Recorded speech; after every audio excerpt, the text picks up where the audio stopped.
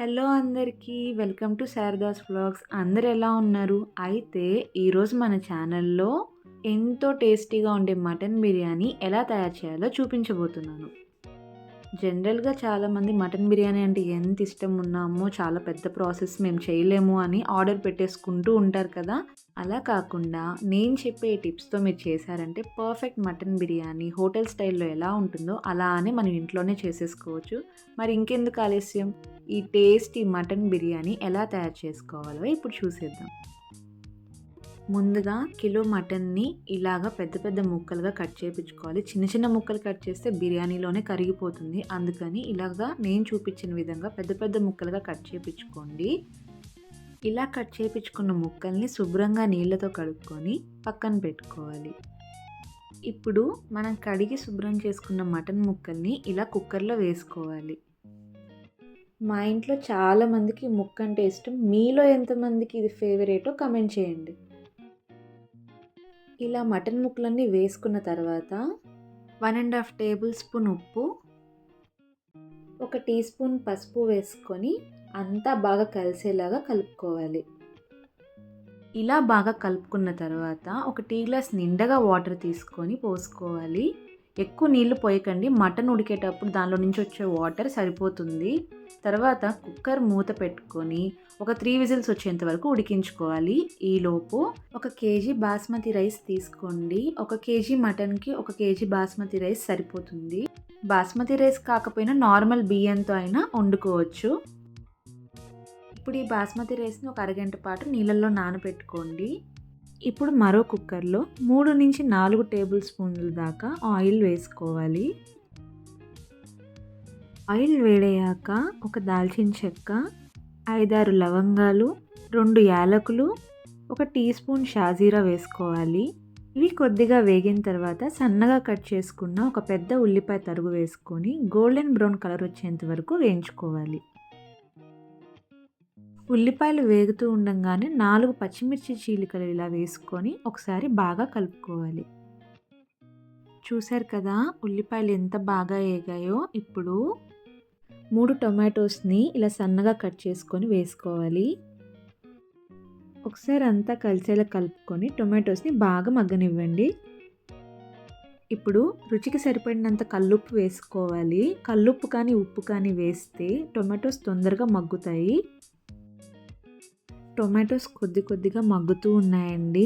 ఈలోపు 3 విజిల్స్ అయిపోయాయండి. ఇప్పుడు కుక్కర్ మూత తీసుకొని మటన్ ఎలా ఉడికిందో చూసుకుందాము. చూడండి మటన్ ఎంత బాగా ఉడికిపోయిందో. ఇలా చూస్తుంటేనే నోరూరుతుంది కదా.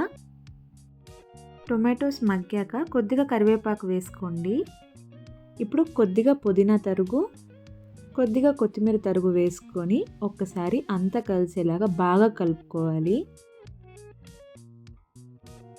ఇలా పుదీనా కొత్తిమీర ఉడుకుతూ ఉండగా 1 స్పూన్ అల్లం వెల్లుల్లి పేస్ట్ని వేసుకొని ఒకసారి అంతా కలిసేలాగా బాగా కలుపుకోవాలి. అల్లం వెల్లుల్లి పేస్ట్ పచ్చివాసన పోయేంత వరకు బాగా కలుపుతూ కుక్ చేసుకోవాలి. తరువాత మనం ముందుగా ఉడకపెట్టుకున్న మటన్ ముక్కల్ని వేసుకోవాలి.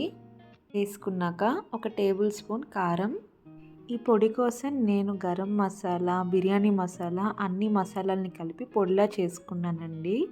ఇది ఎలా చేశానో నేను ఒక వీడియోలో చూపిస్తాను. ఇది 1 స్పూన్ వేసుకోవాలి.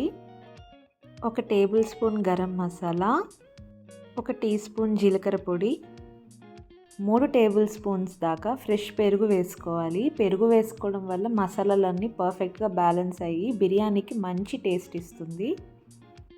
ఇప్పుడు వేసిన మసాలాలన్నీ మటన్ ముక్కలకి బాగా పట్టేలాగా కలుపుకోవాలి. ఇలా కలుపుకోవడం వల్ల ముక్క తినేటప్పుడు చాలా మెత్తగా ఉంటుంది. ఒక 5 నుంచి 10 నిమిషాల వరకు మీడియం ఫ్లేమ్లో మూత పెట్టుకొని బాగా మగ్గనివ్వండి. ఈలోపు మనం మటన్ ఉడకపెట్టుకున్న కుక్కర్లో 3 గ్లాసుల దాకా వాటర్ తీసుకోవాలి.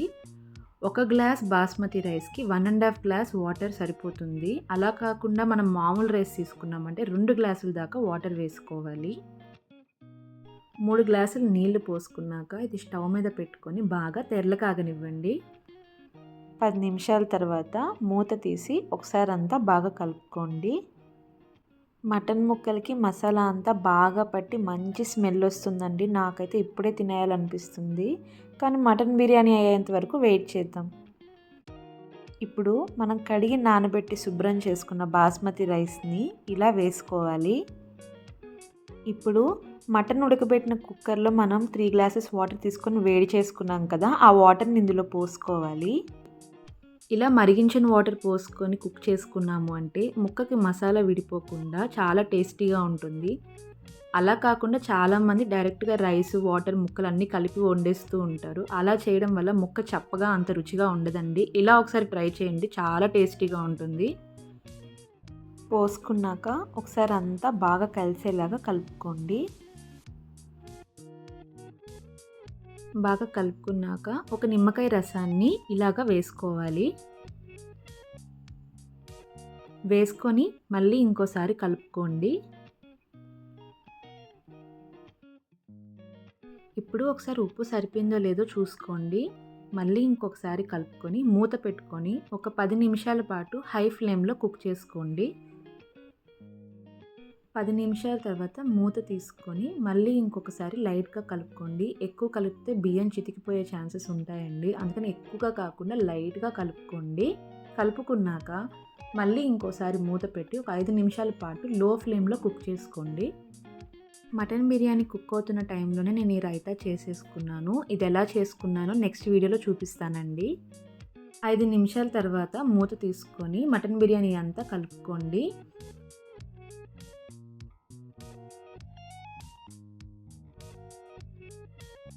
చివర్లో ఒక టేబుల్ స్పూన్ దాకా నెయ్యి వేసుకోండి, మంచి ఫ్లేవర్ వస్తుంది. తర్వాత స్టవ్ ఆఫ్ చేసుకొని మూత పెట్టుకొని ఒక 10 నిమిషాల పాటు మటన్ బిర్యానీని పక్కన పెట్టుకోండి. 10 నిమిషాల తర్వాత మూత తీసుకొని మటన్ బిర్యానీని ఒక ప్లేట్లో సర్వ్ చేసుకోండి.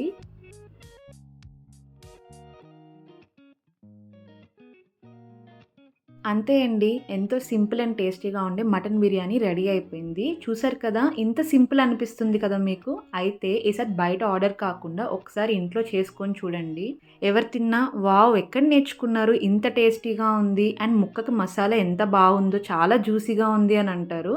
డెఫినెట్గా ఒకసారి ట్రై చేసి ఎలా వచ్చిందో మీ ఫీడ్బ్యాక్ని నాకు కామెంట్స్ రూపంలో తెలియజేయండి. అలాగే మన ఛానల్లో ఇంకా చాలా non veg and veg items ఉన్నాయండి, డూ చెక్ ఇట్ అవుట్. అలాగే మీకు ఏదైనా రెసిపీ వీడియోగా కావాలి అనుకుంటే డూ కమెంట్. సో మేము ఏంటంటే నెక్స్ట్ టైం అది చేయడానికి ఖచ్చితంగా ట్రై చేస్తాము. And yeah, please don't forget to like, share, comment and subscribe to Sharada's vlogs. మీ లవ్ని, సపోర్ట్ని ఇలానే మా ఫ్యూచర్ వీడియోస్కి కూడా అందించండి. మీ ఒక్క లైక్, మీ ఒక్క సబ్స్క్రైబ్ మాకు చాలా మోటివేషన్గా ఉంటుంది మరిన్ని వీడియోస్ చేయడం కోసం. Keep supporting, keep loving. Bye-bye. See you in the next video.